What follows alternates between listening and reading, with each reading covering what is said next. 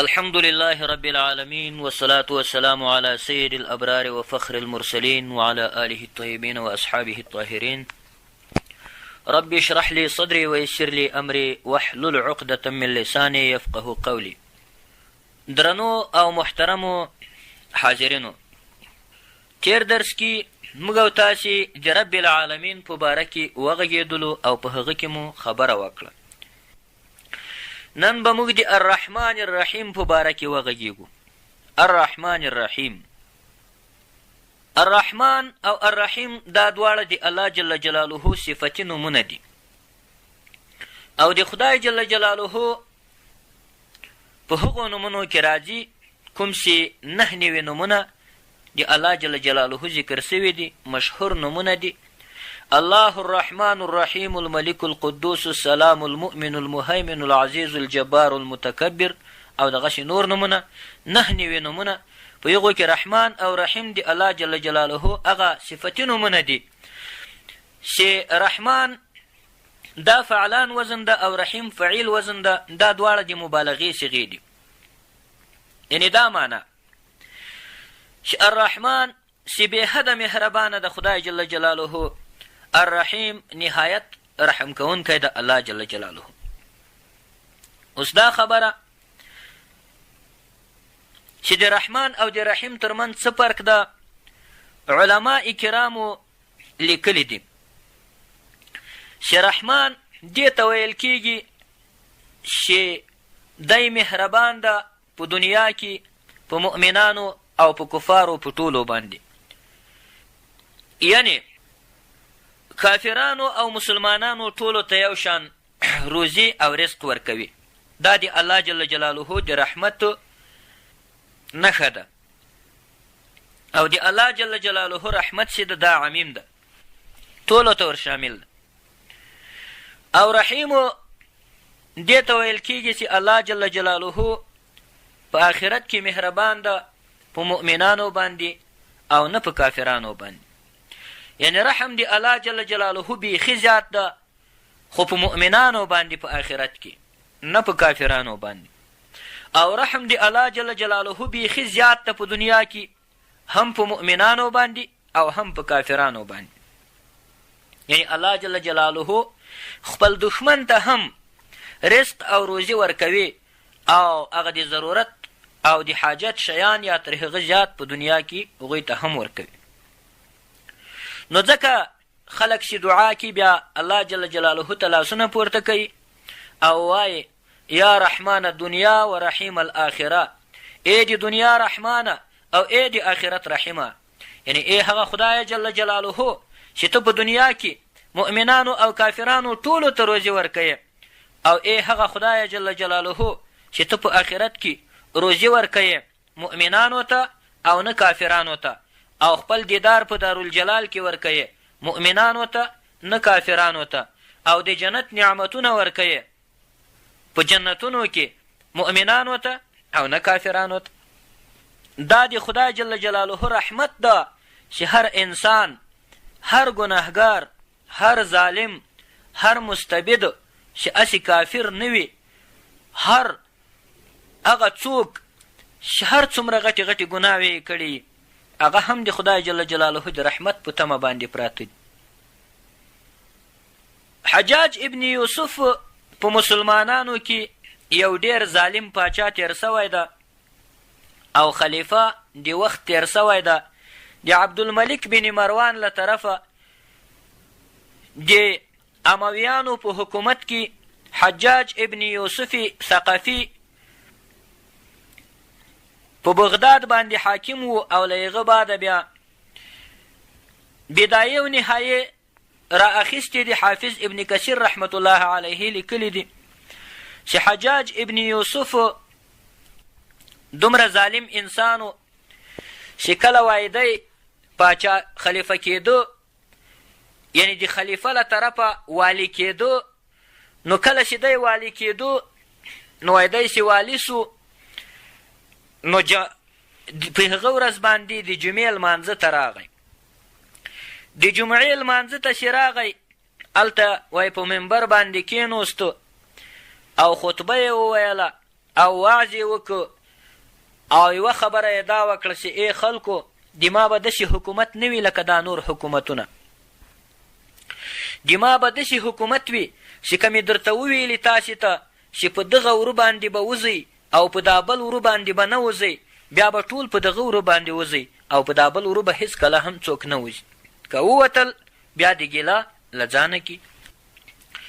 اوس دا خبره کله چې وعظ ختم سو، د جمعې لمونځ تمام سو، نو دلته دا خلکو چې دا خبره له چانه هیره سوه او چا خو دا وویلی سي هسې یوه خبره ده ویې کړه او څوک خو بیا نوي راغلي وو، د ده دا خبره یې لا نه وه اورېدلې، د خبره تېره سوې وه، نور خلک نوي جومات ته راغلي وو. نو په دې وخت کې په دواړو ورونو باندې خلکو په وتلو باندې پیل وکړو. ده وایي خپل عسکر ته وویلې، دا خپل پولیس ته یې وویلې چې ته ورسه داسې وکړه چې هغه کوم کسان چې په دا چپ وره باندې وتلي دي هغه هلته دروا او ګوښه کوئ. نو وایي کله چې دا پولیس ور ووت او دا عسکر ور ووت او دا خلک ګوښه کوي او هلته یې دروي، کله چې ټول ودرېدل دا کوم چې مخالفت یې کړی ده او په غلط وره باندې وتلی دي، نو حجاج ابن یوسف وایي له شا پسې ور ووت. کله چې دی له شا پسې ور ووت نو وایي دا خلکو ته یې مخ ور واړو او ورته وویلې چې ما نه درته ویل چې په دې وره باندې به څوک نه وځي. خلکو وویلې چې موږ خو نه دي اورېدلي، یا چا کوم عذر و هغه یې وړاندې کړو، ده ورته ویل چې نن ورځ عذر دې منلو وړ نه ده. نو جلاد یې راوغوښت، وایي امر یې ورته وکړو چې د دې ټولو سرونه ور پرې کړه. جلاد د دې ټولو کسانو سرونه ور پرې کړو او په لسګونو کسان په دغه ورځ د جمعې په لمانځه کې د حجاج ابن یوسف له طرفه ووژل سول. حتی کتابونو لیکلي دي کله چې مکه مکرمه یې محاصره کړه، عبدالله ابن زبیر ابن عوام رضی الله تعالی عنه د قرآن کریم حافظ او د قرآن کریم قاری او همدارنګه د مسلمانانو امام او خلیفه، ځکه چې د مکې مکرمې مسلمانانو ټولو له عبدالله ابن زبیر رضی الله تعالی عنه چې سره بیعت کړی و، دا ټولو له حضرت عبدالله ابن زبیر رضی الله تعالی عنه سره بیعت کړی و. دی راغی مکه مکرمه یې محاصره کړه حجاج ابن یوسف او په عبدالله ابن زبیر باندې حمله وکړه. عبدالله ابن زبیر د زبیر ابن عوام رضی الله تعالی عنه زوی و، د قرآن کریم قاری و، د احادیثو راوی و، د قرآن کریم په جمع کېدو کې هم د حضرت عثمان رضی الله تعالی عنه له طرفه دی ټاکل سوی و. نو ده حمله پې وکړه او یوه میاشت مکمل یې بندیز ور باندې ولګاو. شاوخوا په دا غرونو کې به کسان ورته ناست و او کعبې شریفې ته به یې غشي ورویستل، حتی کعبې شریفې اور واخیستل او کعبه شریفه هم وسوځېدله. بالاخره د خوراکي موادو بندیز یې په مکه مکرمه باندې ولګاو او مکې مکرمې ته څوک نه سوای ورتلی او چا خوراکي مواد د نینې بیت الله شریف او د هغه شاوخوا ته نه سوای وروړی. نو له بندیزه وروسته خلک له لوږې په عذاب سو. یو نفر له عبدالله ابن زبیر چې د باندې ووت او له حجاج ابن یوسف ثقفي سره یو ځای کېده. نو په دې وخت کې څه وسو، دلته یاتي حجاج ابن یوسف محاصرې ته دوام ورکو. عبدالله ابن زبیر رضی الله تعالی عنه له 7 نفرو یا له 8 نفرو سره بالاخره پاته سو. نو عبدالله ابن زبیر رضی الله تعالی عنه وای خپلې مور ته راغی. مور یې ډېره سپین سرې او زړه وه. نو یې مور ته یې وویلې چې ای ادې دا د حضرت زبیر ابن عوام رضی الله تعالی عنه کډه او بیبي وه. نو یې ورته وویلې چې ای ادې له ما چې خو خلک ټول ولاړو د حجاج ابن یوسف له لښکرو سره یو ځای سو او له ما سره 9 نفره پاته دي. اوس د تا څه وړ خوښه ده زه ورته تسلیم سم او که ورسره وجنګېږم. نو مور خو یې ډېره عجیبه ښځه وه، د 100 کلو وه، څه باندې 100 کلو مور یې وه، دینداره پرهېزګاره صابره ښځه وه. نو مور یې وایي ورته وویلې چې زویه که چیرې داسې چې حجاج ابن یوسف په حقه یې نو بیا اول لا ولې ورسره جنګېدلی، خو باید ورته تسلیم سوی وای، او که چیرې دی په باطله یې او ظالم یې نو بیا اوس ولې ورته تسلیمیږي، خو پرېږده چې په شهادت کې ورسوي. نو بیا هغه چې حجاج ابن یوسف حمله وکړه او د بیت الله شریف خواته راکته سو، نفر ورسره و، عبدالله ابن زبیر یې ژوندی ونیو او ژوندی چې ونیو لاسونه یې شاته ور وتړل او د زمزم کوهي ته یې راوست. کله چې د زمزم کوهي ته راوست یوه تیره چاړه یې راوړه او هغه خپلو نفرو ته یې وویلې چې ورسئ مور یې راولئ. کله چې وایي مور راوستله، مور یې وایي د 100 کلو ورته ودروله. کله چې ورته ودروله نو د مور تر مخ یې حضرت عبدالله ابن زبیر رضی الله تعالی عنه ورته حلال کو. وینې یې ټولې د زمزم کوهي ته توسوې. نو وایي مور یې څه وکړو، د مور د مبارک د مور مبارکې په بدن کې هغه شیدې پیدا شوې لکه د ځوانې ښځې، لکه د هغې ښځې چې نوی تولد یې سوی. نو وایي دا مور یې غږ وکړو چې یا بنیه ای زویکه یا د ما زویه، د ما سینې د تا په فراق باندې وزړل او د ما بدن د تا په جدایي باندې وزړل، مګر ای زویه زه به خدای ته صبر کمه. ای د ما زویه، د ما صبر الله جل جلاله ته ده. او سره د هغه دومره ظالم و چې مشهور تابعین به یې رانیول او وزل به یې حضرت سعید ابن جبیر رضی الله تعالی عنه چې په شهادت رسولی دا واقعه ډېره درازه. حضرت عبدالله ابن عمر رضی الله تعالی عنه په مکه مکرمه کې د حضرت عمر فاروق رضی الله تعالی عنه زوی. نو عبدالملک بن مروان حجاج بن یوسف ته حال راولېږل چې د لې په منطقه کې کله چا سره هر چلن کې مګر له عبدالله ابن عمر سره به پام کې، په دې خاطر چې دا د عمر فاروق زوی ده، د ده خلک مني. نو که چیرې دی ته خفه کې نو بیا به دی دا خلک له تا نه ناراضه شي او د موږ حکومت به خراب شي. نو بیا څه وسو، دلته بیا ده به د حضرت عبدالله ابن عمر رضی الله تعالی عنه یوه مشوره منله. د عبدالله ابن عمر هم دی ډېر بد ایسېده، خو صرف مجبوري وه او مشکل و، په دغه خاطر باندې له ده سره سر ښوراو. بل وخت کې حجاج ابن یوسف په دې پوه سو چې د عبدالله ابن عمر رضی الله تعالی عنه خو زه ښه نه یسم. بخاري شریفه کې حدیث ده، حضرت امام محمد ابن اسماعیل بخاري دا بیان د یو حدیث په شکل باندې را اخیستی ده او دا واقعه. نو بل وخت کې د برات شپه وه، که د اختر شپه وه، سبا ته اختر و او که برات و. نو په دې شپه باندې دو خپلو عسکرو ته امر ورکو چې تاسې غیسې ولئ یوې بلې خواته د شادماني په شکل باندې. نو په دې کې یوه عسکر ته وویلې چې ته یو زهرجن غیسه در واخله او په دا چل کې عبدالله ابن عمر پې وویله چې بیا یې زخم هم جوړ نشي او ختم شي. نو کله چې دغه پولیس یا د عسکر وای هغه زهرجن غشه راواخیست او عبدالله ابن عمر په لارې روان و او د عبدالله ابن عمر رضی الله تعالی عنه په لورې یې ورګزار کو. نو په خپله په عبدالله ابن عمر خو پورته ونه لګېده، کته یې په پښه مبارکه باندې ولګېده او پښه یې هم زخمي سو، چونکې غیسه زهرجن و. نو عبدالله ابن عمر ډېر ځینې په عذاب سو او په کور باندې پرېوت. که ګورې حجاج ابن یوسف له شا د پوښتنې لپاره پسې ورغی او د حال معلومولو په خاطر. نو ورته وویل چې ای ابن عمره ته دا چا وویستې په پښه باندې، موږ ته یې راوښیه چې موږ ورته سزا ورکو. حضرت عبدالله ابن عمر وای ورته وخندل او ورته وویل چې زه هغه چا وویستم چې د اختر په ورځ باندې خلکو ته امر ورکړی و چې تاسې خلک په زهرجن غیسې وویلی که چیرې ختم سو، او د اختر په ورځ یې خلکو ته د غیسو د ویستلو اجازه ورکړې وه چې دورې غیسې ولئ. زه هغه چا وویستم. اتې وایي دورې مخکې نې واړاو. حجاج ابن یوسف پوه سو چې دا د خدای ولی ده او دا سړی په سیاست په دا غولونکي سیاست باندې نه خطا کیږي. نو دغه حجاج بن یوسف چې دا د ده د ظلمونو یو څو بیلګې او نمونې موږ تاسې بیان کړې.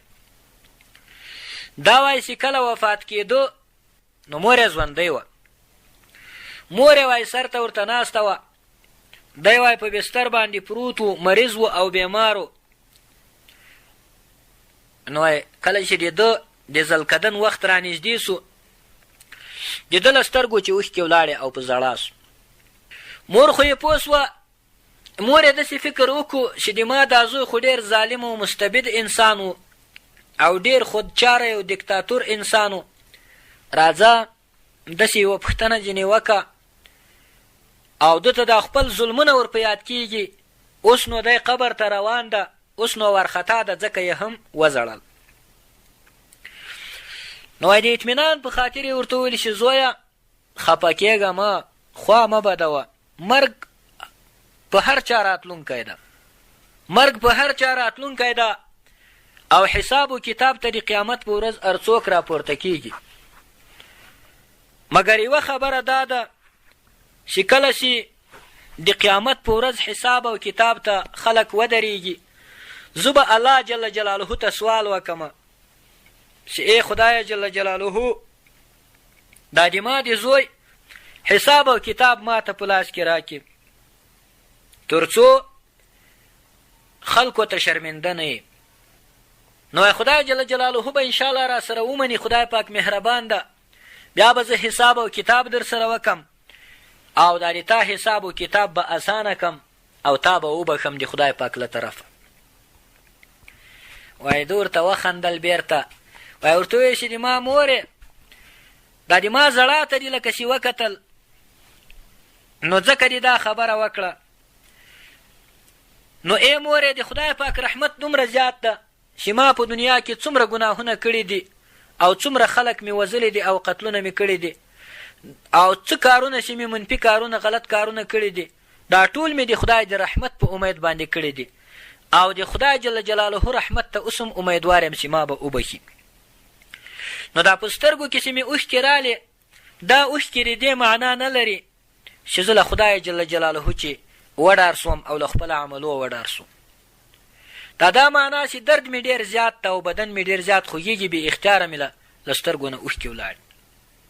نو ګوره حجاج ابن یوسف غوندې ظالم کس هم د خدای جل جلاله په دربار کې د رحمت امید لري او ټول ګناهونه چې یې کړي دي هغه د دې په خاطر چې خدای جل جلاله به ما ته عفو او مغفرت وکړي.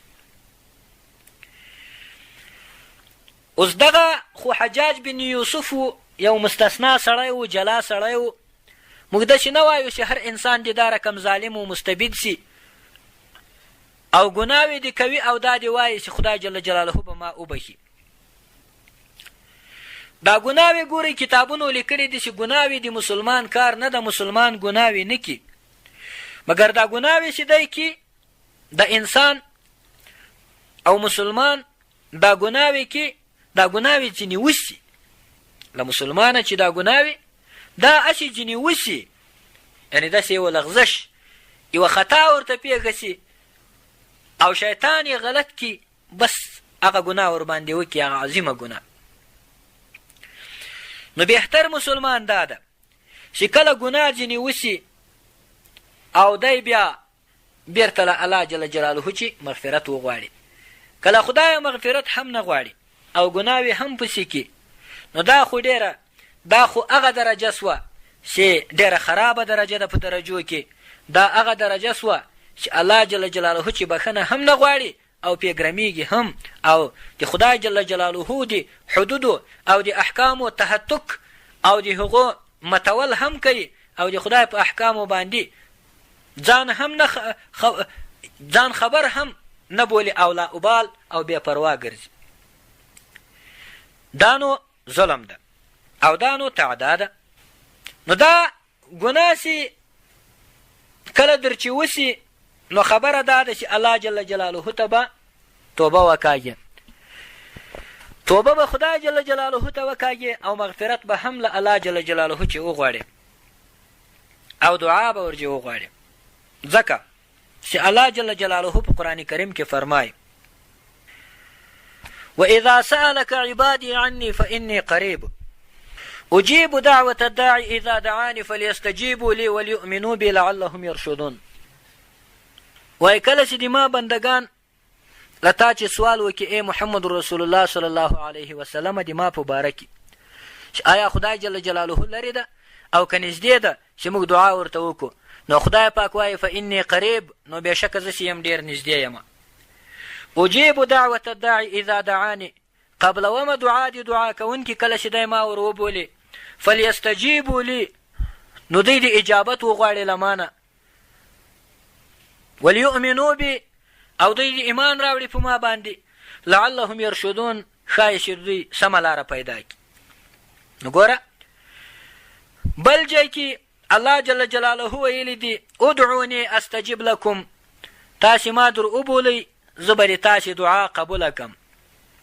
ان الذين يستكبرون عن عبادتي سيدخلون جهنم داخرين، بېشکه هغه کسان چې د ما له عبادته څخه استکبار کوي او ما ته دعا نه کوي او د ځان بخښنه نه غواړي او د خپلو بدو عملونو بخښنه نه غواړي، نو دا زر ده چې دوی به جهنم ته ور داخل شي، په داسې حال کې چې دوی به داخرین وي.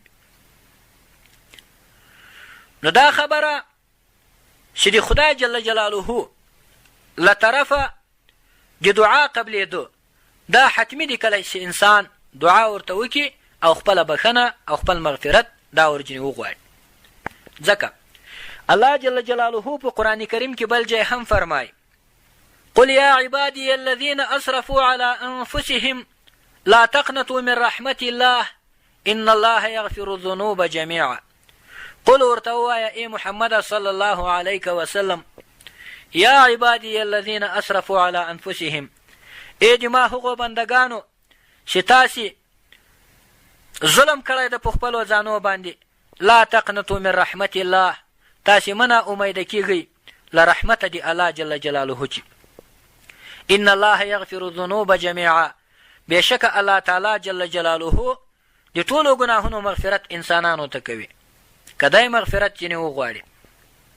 بل ځای کې هم الله جل جلاله فرمایي ان الله لا یغفر ان یشرک به ویغفر ما دون ذلك لمن یشاء، بېشکه الله تعالی نه بخي دغه کار چې له ده سره شریک ونیول سي، ویغفر ما دون ذلك لمن یشاء، او له دغه ماسې و نور ګناهونه چې کوم دي هغه چاته چې د خدای پاک اراده شي وربخي. نو ویغفر ما دون ذلك لمن یشاء، له شرک را په دې خوا خدای جل جلاله ټولې ګناوې خلکو ته وربخي چې انسان توبه ځینې وکاږي او خدای جل جلاله ته تائب سي او مغفرت او بخښنه د تېرو ګناهو ځینې وغواړي او په خپله ګناه باندې پښیمانه سي او په خپل نیک عمل باندې خوشحاله وي. نبی علیه الصلاة والتسلیم فرمایي احادیثو کې راځي اذا ساءتك سیئتك وسرتك حسنتك فانت مؤمن، کله چې تا بد عمل تا خفه کی، یعنی کله چې تا یو بد عمل وکړو او له شا ورباندې خفه سي ورباندې پریشانه سي او خوا دې بده یې چې دا مې چټي کار وکړو. وسرتك حسنتك، او د تا نیکي او د تا نیک عمل تا خوشحاله کی، فانت مؤمن، نو ته مؤمن یې او ته مسلمان یې. او که داسې و چې بد عملونه دې پسې کول او بد ګناهونه دې پسې کول او بیا دې هم خوشحاله وې او طبیعت دې برابر و او په نیکو کارونو کې که درچک کېږي او یا چټي په نیکۍ او په خیر ور برابر شوې، هېڅ خوشحالي دې نه ورباندې اظهاروله، نو د تا په ایمان کې ضعف موجود ده. نو ګوره د خدای جل جلاله رحمت دا ډېر بې پایانه رحمت ده، ډېر غټ رحمت ده. الله جل جلاله ټول ګناهونه خلکو ته وربخي، ټول ګناهونه الله جل جلاله خلکو ته وربخي او د ټولو ګناهو مغفرت الله جل جلاله ورته کوي کله چې انسان خدای جل جلاله ته راجع سي او الله جل جلاله ته تائب سي. نو ځکه هم دا ترجمه ده چې الرحمن الرحیم، خدای جل جلاله هم رحمان ده او هم رحیم ده او تر مور او پلار او یا درجې مهربانه ده. ګوره یو ملګری که تاسې پام ورته کړی، یو ملګری په بل ملګري باندې ډېر مهربانه وي او هېڅ مشکل یې نه ورباندې لورېږي. بیا ګورئ که تاسې پام کړی یو ورور په بل ورور باندې ډېر مهرباني او هېڅ مشکل یې نه ورباندې پیرزو کېږي.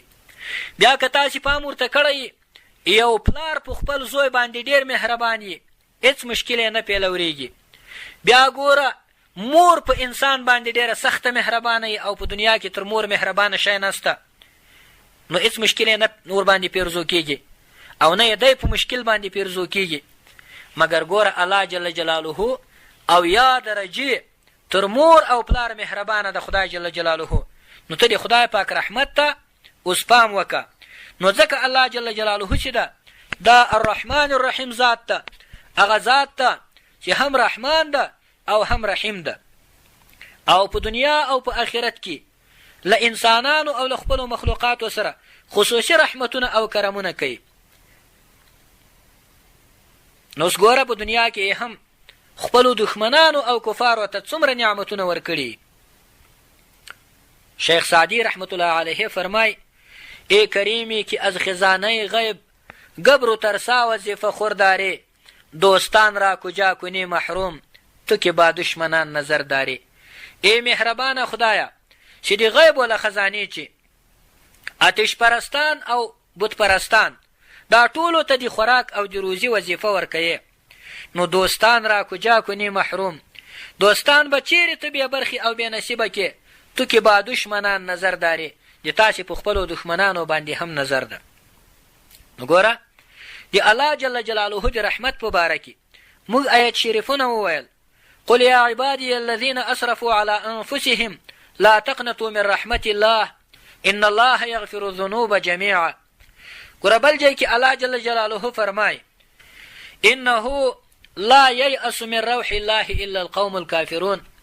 وای بېشکه شان دا ده، د خبرې شان دا ده لا ییأسو چې نه ناامیده کېږي من روح الله له رحمته د خدای جل جلاله چې الا القوم الكافرون مگر هغه قوم چې دوی ایمان نه لري العیاذ بالله. نو ګوره خدای جل جلاله چې ده دا رحمان او رحیم ذات ده، یعنی هم رحمان ده او هم رحیم ده. اوس دا خبره دریم آیت دی الحمدلله شریف چې مالک یوم الدین ده، چې دی چښتن د ورځې د آخرت ده یا دی چښتن د ورځې د جزا ده. په دې موضوع باندې چې مالک یوم الدین، په دې موضوع باندې به انشاءالله او انشاءالله بیا موږ او تاسې په راتلونکي درس کې خبره کوو چې مالک یوم الدین الله جل جلاله په څه طریقه باندې او په کوم ډول باندې دا چښتن د ورځې د آخرت ته او په کوم تفصیل باندې، یعنی په هر ډول او په هر قسم باندې په مطلقه توګه الله جل جلاله چښتن د ورځې د قیامت ده. خدا به موږ او تاسې بیان کو او په دې باندې به وغږیږو چې دا الله جل جلاله چې چښتن د ورځې د جزا ده دا په کوم تفصیل باندې الله جل جلاله د جزا د ورځې چښتن ده. د نن دپاره د الرحمن الرحیم په ارتباط باندې د غومره خبره بس ده. بیا به انشاءالله په بل درس کې په مالک یوم الدین باندې غږیږو. والسلام علیکم ورحمة الله وبركاته. أقول قولي هذا أستغفر الله لي ولكم أجمعين، أستغفر الله لي ولكم أجمعين، وصلى الله تعالى على خير خلقه ونور عرشه محمد وآله وصحبه أجمعين.